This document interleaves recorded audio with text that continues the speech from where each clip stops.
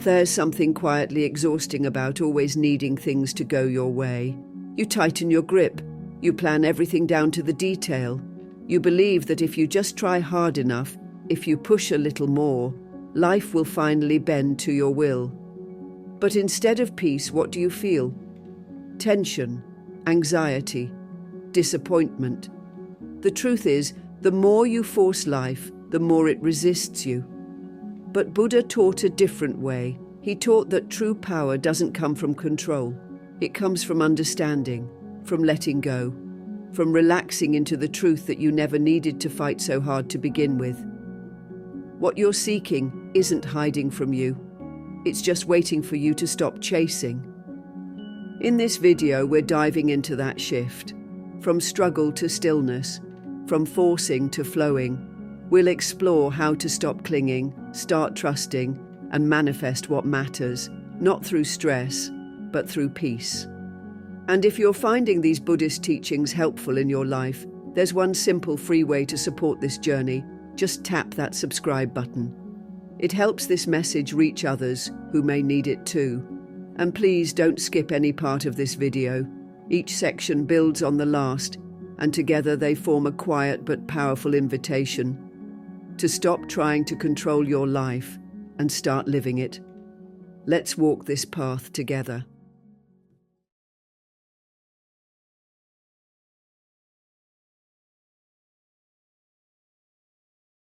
Sometimes the most courageous thing you can do is stop trying so hard. We're taught that letting go means failure, as if relaxing our grip somehow means we don't care. But Buddha turned that idea upside down. He didn't tell us to be passive. He reminded us that clinging leads to suffering. And it's not just about clinging to people or things. It's the way we cling to outcomes, to our plans, to the version of ourselves we think we must become. We believe that if we stop striving, everything will fall apart. But what actually falls away is the illusion of control. And in its place, something softer arrives: peace. Letting go doesn't mean you don't act. It doesn't mean you stop caring. It means you release the tightness in your heart that says, if this doesn't happen exactly as I imagine, I won't be okay. The Buddha called this form of attachment a root of suffering, because when we pin our peace to external events, we set ourselves up for pain.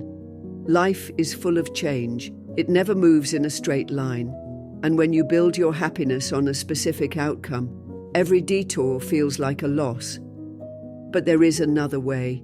You can move through life with intention and purpose while holding things lightly, like holding a butterfly in your hands, gently, not squeezing, not grasping, just allowing.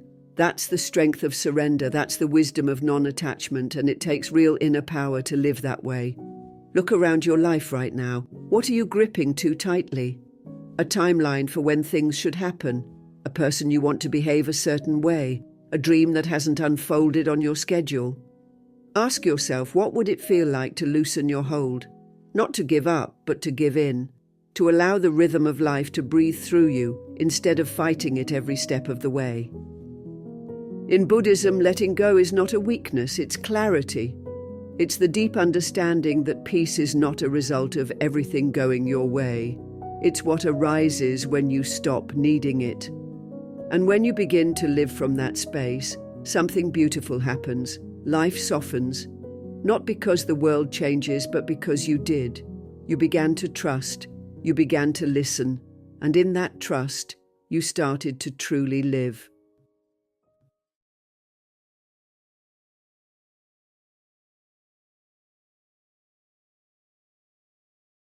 There's a kind of peace that begins to rise in your life the moment you stop needing everything to happen on your timeline.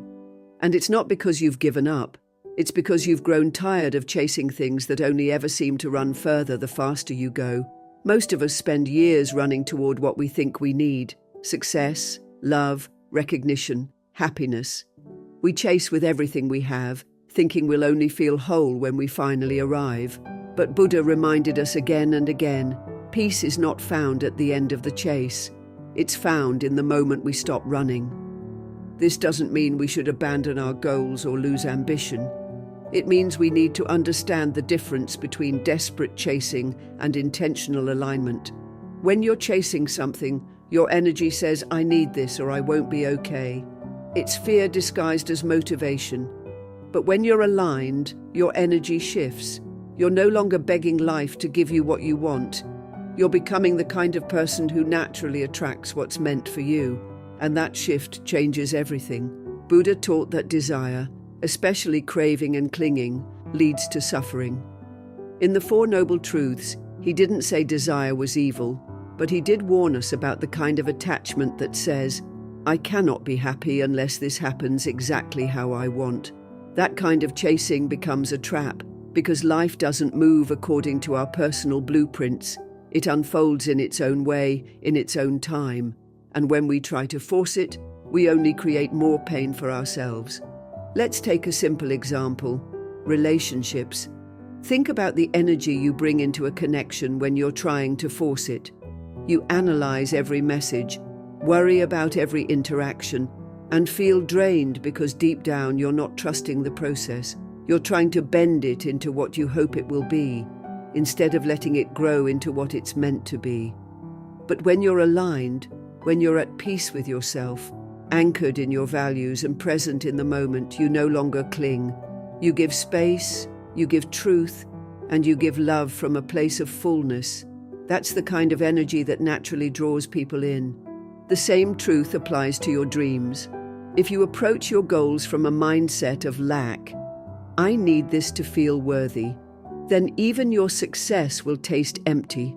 You'll always be moving the finish line, always trying to fill a hole that effort alone can't satisfy. But if you pursue your goals from a place of purpose, from a sense of wholeness that already exists within, then your actions become sacred. They stop being a chase and start becoming a practice, a living meditation. And just like in meditation, the more present you become, the more everything begins to flow. Buddhism calls this flow right effort, a part of the Noble Eightfold Path. Right effort is not about exhausting yourself. It's not about obsession or overthinking. It's about cultivating the kind of energy that moves you in harmony with truth. It's effort without attachment. It's doing what's needed with clarity and letting go of how it all turns out. Because you trust, not blindly, but deeply, that life doesn't need to be forced to unfold beautifully.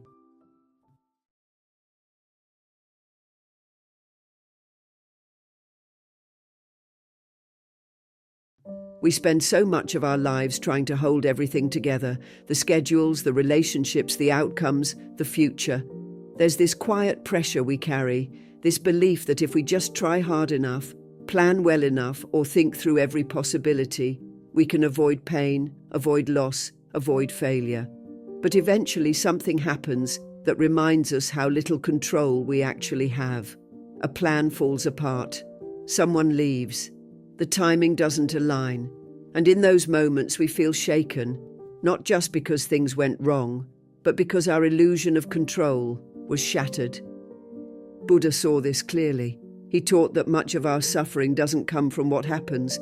It comes from our attachment to how we think things should happen. We don't suffer because the rain falls. We suffer because we planned for sunshine. The mind clings to a fixed image, a specific timeline, a perfect version of life, and when reality refuses to match that image, we resist. That resistance is where the pain begins. Control, Buddha reminded us, is not power, it's delusion. The more tightly we grip, the more we exhaust ourselves trying to control the uncontrollable. But this doesn't mean we're powerless. In fact, Buddha offered us something far more freeing. He showed us that our real power lies in our response, not our control. We may not be able to stop the waves of life from crashing, but we can learn how to surf them with grace. We can learn to let go of needing life to fit our mold and begin meeting life as it is, with presence, with wisdom, with acceptance. And in doing so, we find a kind of peace that control never offered us. Think about it. How many times in your life have you tried to force something to happen?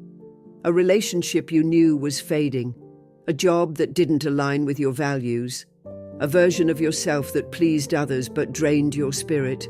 And in every case, the more you pushed, the more resistance you met. Buddha would call this tanha, craving, clinging. The desperate desire for things to be different from what they are. And he taught that this craving is the root of our suffering. When we let go, not in defeat but in awareness, we begin to soften, we begin to heal. It's helpful to remember that letting go isn't the same as giving up. It's not about passivity. It's about releasing the tension of needing everything to go your way. It's choosing trust over tension, presence over prediction. When we stop trying to control every outcome, we make space for something deeper to arise. Faith, not blind faith, but the grounded understanding that life unfolds on its own terms and that we are strong enough to meet it with compassion and clarity. I once heard a monk say, "You can't stop the storm, but you can stop yourself from getting lost in it." And that's really what this path is about. Not perfecting the world outside of us, but training the world within, cultivating the kind of mind that can stay steady even as the outer world shifts. In Buddhism, this is the middle way, not clinging, not resisting, but flowing with the reality of things.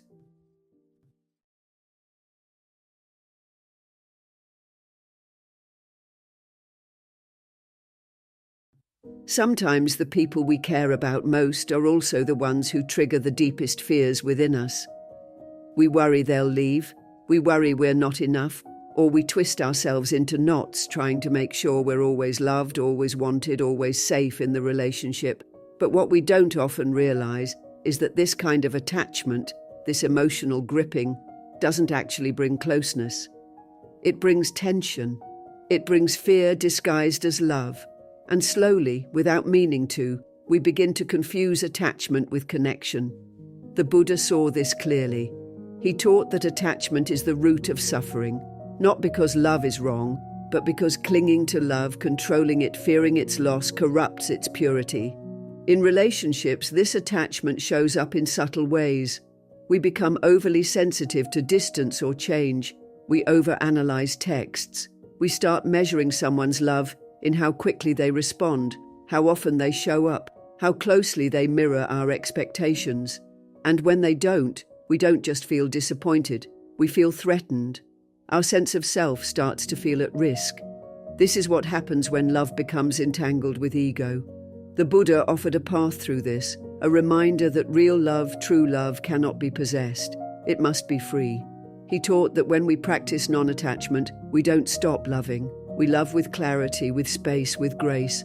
Think about the kind of love that makes you feel safe, not because someone promised they'd never leave, but because you're not afraid of being alone. That's the power of non-attachment. It allows us to love fully, to show up honestly, but without needing to grip so tightly. It doesn't mean we stop caring. It means we stop using the relationship to fill a hole inside ourselves that only our own awareness, our own compassion, can heal. Buddha's teachings on metta, loving kindness, are rooted in this. He urged us to love the way the sun shines, offering warmth without asking for anything in return. When we love from fullness, not lack, we stop trying to control the outcome. We simply give and allow. Now let's be honest, it's not easy. When someone pulls away, it's natural to want to chase. When we feel rejected, we want to fix, to explain, to prove our worth. But that's where suffering grows, because suddenly we're not responding from our true self, we're reacting from fear, and fear makes us forget who we are. Non-attachment is not coldness, it's not emotional distance, it's presence without pressure. It's being fully here with someone, while also knowing that your peace doesn't depend on them staying. Buddha reminded us that everything changes, people evolve, feelings shift, and clinging to permanence in something inherently impermanent is a recipe for heartbreak. But when you let go, not of the person, but of the need to control, you start to breathe again. You stop grasping and start observing. You begin to love from a place of steadiness. If they're meant to walk with you, they will. If they drift away, you don't collapse because your sense of self is not tied to their return. And from this grounded place, relationships become more honest. You no longer pretend. You no longer perform. You show up as you are and you let others do the same. That's where real intimacy lives, in the space where freedom and connection meet.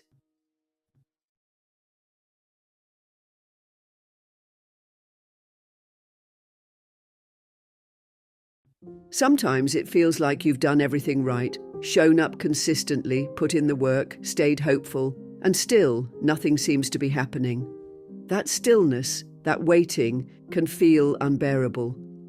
You begin to wonder, what more can I possibly do?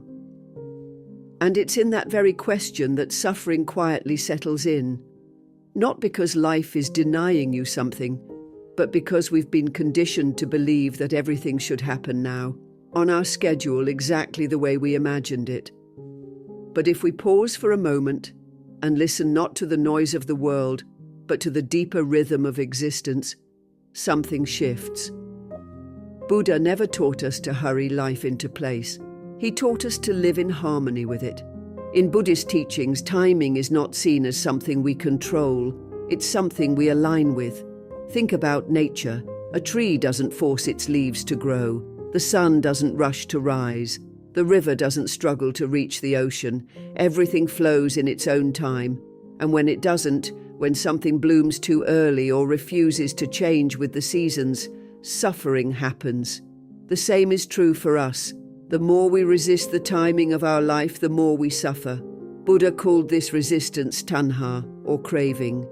Craving not just for things, but for things to happen when and how we want.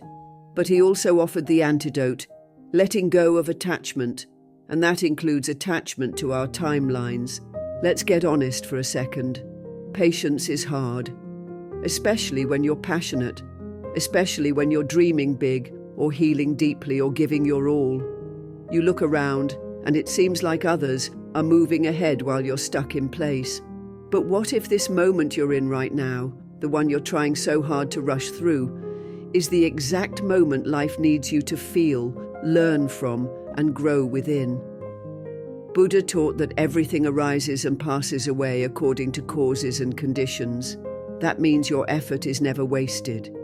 It's just that the fruits may ripen later than expected. The soil of your life may still be preparing for that seed to break open. One of the greatest illusions we face is the belief that waiting means nothing is happening. But in Buddhism, stillness is never emptiness, it's sacred space. A monk in the forest may sit for hours in silence doing nothing, and yet that stillness is where his mind becomes sharp, where awareness deepens, where understanding is born. In the same way, your waiting isn't just waiting, it's a sacred pause. It's the space in which your inner landscape is shifting, often in ways too subtle to notice until one day everything makes sense. You see, trusting the timing of life isn't about becoming passive. It's about being wise.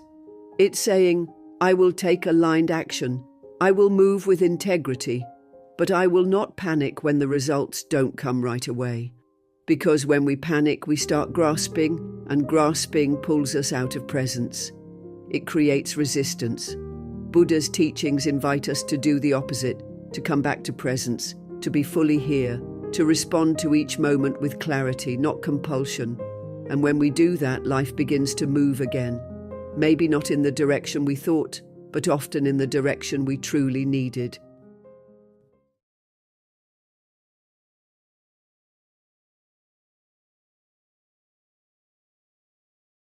There's a certain kind of pressure that creeps into our lives without us realizing. It's subtle at first. Maybe it begins with an innocent goal, something you care about, something that excites you. But before you know it, that goal turns into a need. That need turns into a chase.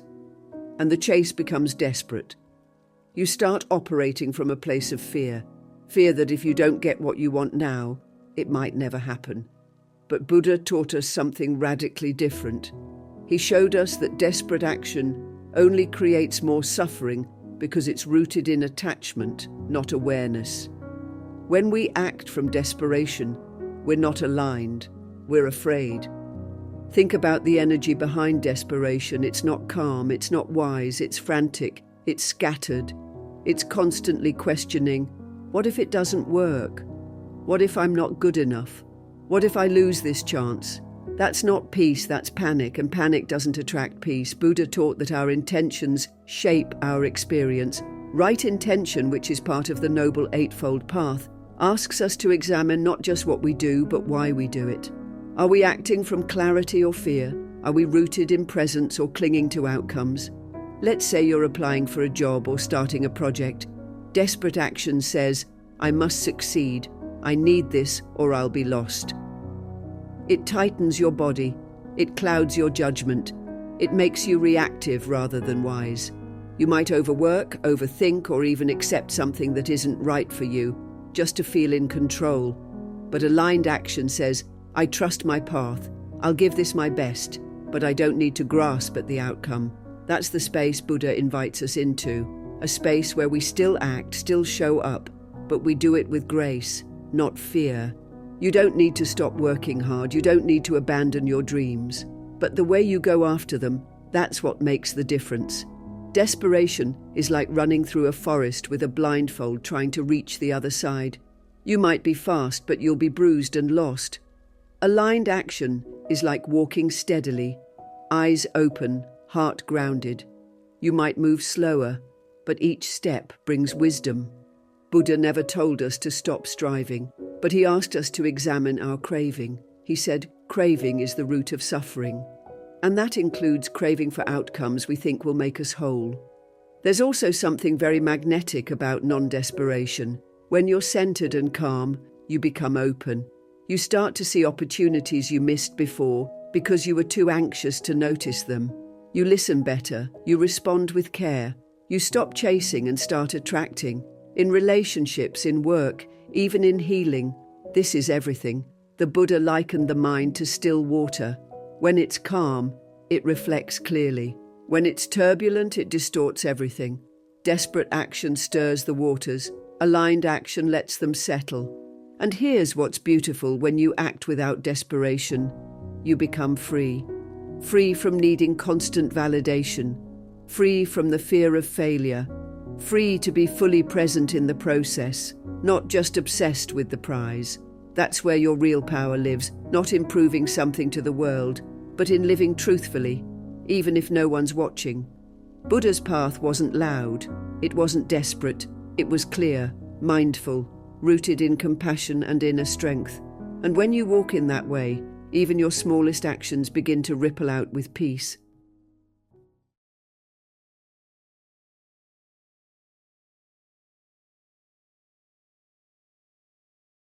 There's something about uncertainty that makes the mind restless. We want to know how things will unfold. We want timelines, steps, guarantees. We want to see the whole staircase before we take the first step. And when life doesn't give us that clarity, we begin to panic. We start forcing answers, overthinking, doubting the path we're on. But the truth is, life doesn't work that way, and Buddha never promised it would.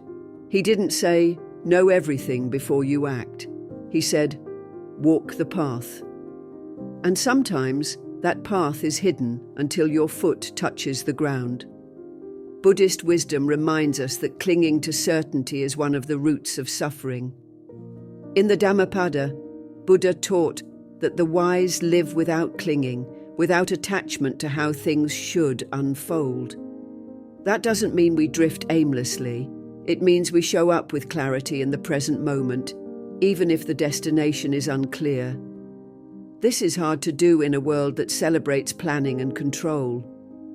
We've been taught that if we don't know how something will happen, it probably won't. But spiritual life, and even just meaningful life, asks us to believe in a different rhythm. Sometimes the universe or karma or simple cause and effect is already working in your favor. But when you obsess over the how, you interrupt the flow. It's like planting a seed and then digging it up every day to check if it's growing. You're not helping, you're disrupting. What if instead of needing to know how everything will work out, you simply trusted that it will? Not blindly, not passively, but with the kind of grounded faith that Buddha taught, faith rooted in right effort, right intention, and right mindfulness. Letting go of the need to know how doesn't mean you sit back and do nothing. It means you take inspired action without obsession. You do your part, and then you surrender. You act from alignment, and then you release attachment. When Buddha left his palace in search of truth, he didn't know where it would lead. He didn't have a step-by-step guide to enlightenment. He simply followed the question in his heart. And it's that openness, that willingness to move without certainty, that eventually led him to awakening. In your own life, there may be things you want deeply: a meaningful relationship, a fulfilling career, a sense of peace. But maybe the path to those things isn't clear yet.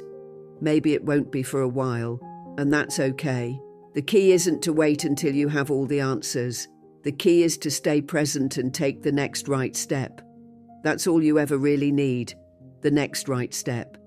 And something beautiful happens when you live this way. Life starts to surprise you. Possibilities appear that you couldn't have imagined. Connections form. Doors open. Not because you forced them, but because you were open to receiving what was already coming your way. Buddha taught that clinging, whether to outcomes or to clarity, creates suffering. But when we live with trust, when we relax our grip and simply walk the path with awareness, peace returns.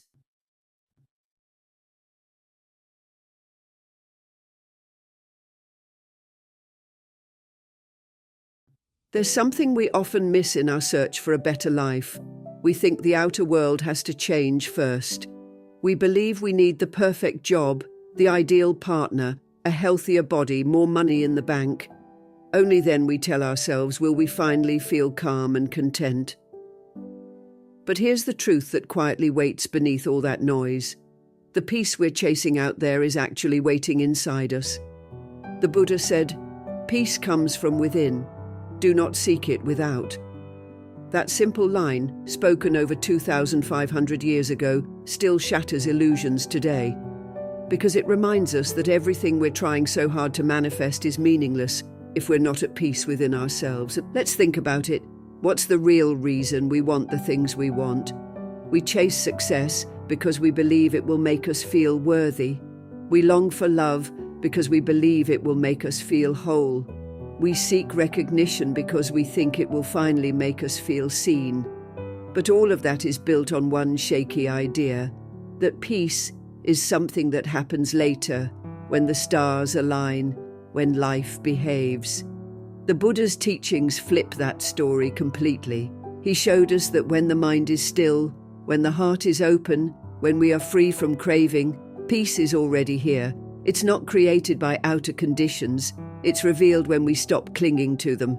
So what does this mean for manifesting what we want? It means that if we want to attract something meaningful into our lives, we must first become grounded in ourselves. Not desperate, not chaotic, not riddled with fear about what may or may not happen, but still, a mind that is still powerful, not because it can control the world, but because it is no longer controlled by it. And here's the beautiful irony. When we stop needing everything to change, when we become okay with what is, things start flowing more easily. That's not magic. That's alignment. That's the Dharma at work. Cause and effect moving in harmony with inner clarity. Buddhism teaches us to stop chasing illusions and start observing reality. This is why mindfulness is not just a practice, it's a path.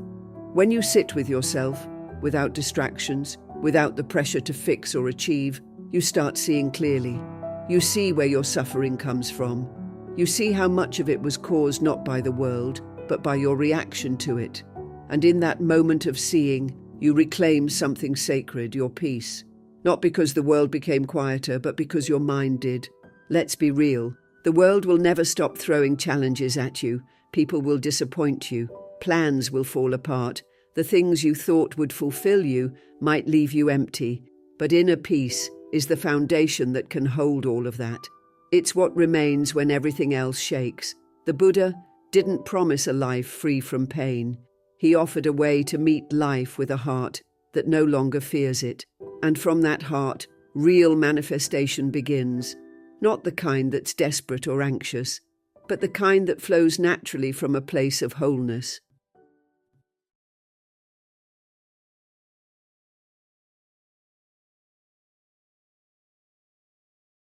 There's a quiet kind of magic in the way small things often go unnoticed.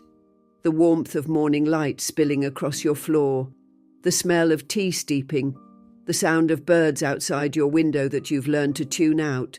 And yet it's these tiny, ordinary moments that often hold the most peace, if we're awake enough to notice them. The Buddha didn't point us towards some distant, abstract happiness.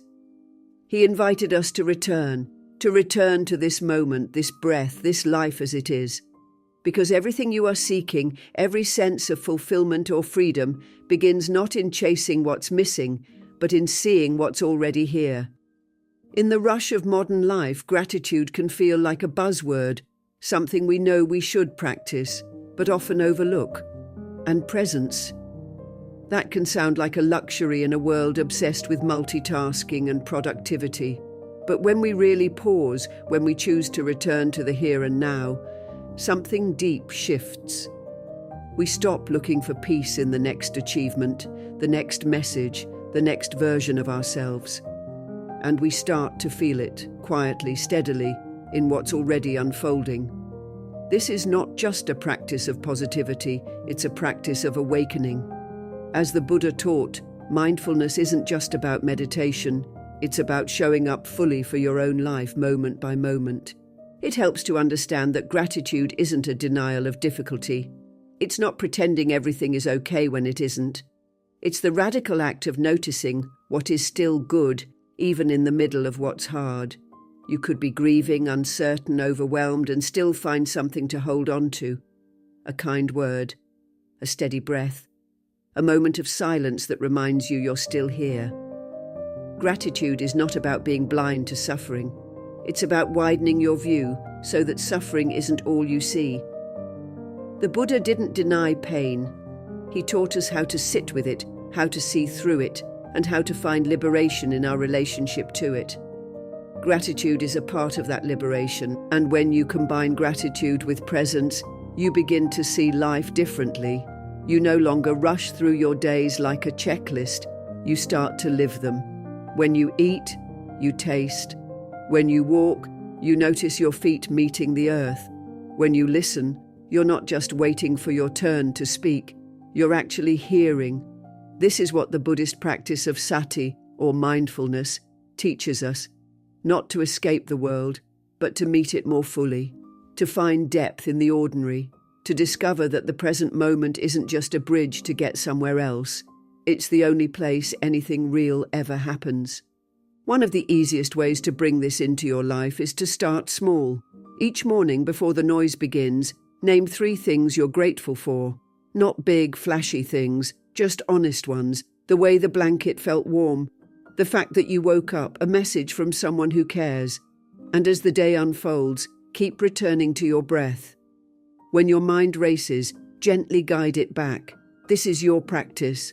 And like all practice, it doesn't need to be perfect. The Buddha himself reminded his followers that the path is walked one step at a time, not in grand leaps, but in quiet, conscious choices.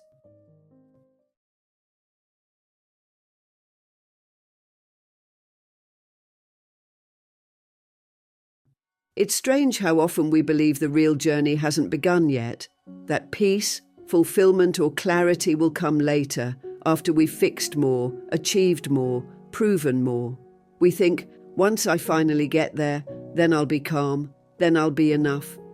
But Buddha never taught that truth was waiting at the end of some distant road. He didn't point to the future and say, there it is. He pointed to now, to this breath, this moment, this awareness. Because what if the path you're searching for isn't ahead of you, it's under your feet? There's something deeply liberating in realizing that your transformation doesn't begin when everything is in place. It begins the moment you stop running from where you are. The illusion that keeps so many of us stuck is the belief that we need to become someone else in order to live a meaningful life. That we need to erase the past, perfect the future, and constantly strive for some ideal self. But the Buddha saw through that illusion. He taught that our Buddha nature, the essence of wisdom, compassion, and clarity, is already within us. It's not something we earn, it's something we uncover, gently, patiently, by paying attention. Maybe right now you feel lost, like your life has taken a detour, like you're behind everyone else. But let me offer you this. What if there are no detours? What if everything, every delay, every misstep, every quiet moment you thought was wasted, was actually part of your awakening? The lotus flower, after all, grows out of mud, and the Buddha reminded us that without the mud, there is no bloom. So why do we shame the muddy parts of our lives when they might be the very conditions that prepare our hearts for growth? Sometimes we confuse being on the path with being in control. We think we must have a plan, a direction, a 5-year map to be spiritual, to be wise, to be healed. But real growth doesn't happen in straight lines. It happens in circles, in spirals, in stillness. There are seasons where nothing seems to be moving, and yet deep inside something is softening, something is rearranging. That's still the path. Even confusion is part of the path, even grief, even boredom. Nothing is wasted. One of the most powerful teachings of the Buddha is right view, learning to see clearly. And part of seeing clearly is recognizing that your worth was never tied to progress. Your value was never measured by productivity. The ego wants milestones. The spirit wants presence. So when you sit quietly and feel your breath, when you choose kindness over anger, when you forgive yourself just a little, that is the path. That is the practice. You don't need to meditate for hours, live in a monastery, or have all the answers. You only need to begin where you are, with whatever honesty and gentleness you can offer. Your life was never waiting to begin someday in the distance. It was quietly unfolding in every breath you've taken to get here. The peace you're seeking isn't far away. It's within you, patiently waiting to be remembered. So if this message stirred something in you today, let it be the start of your return, not to something new, but to something real. Thank you for walking this part of the path with me. Your presence here matters. If you'd like to go deeper, there's another video waiting on your screen that will meet you right where you are. Watch it next. And thank you truly for being a part of Buddhist Journey.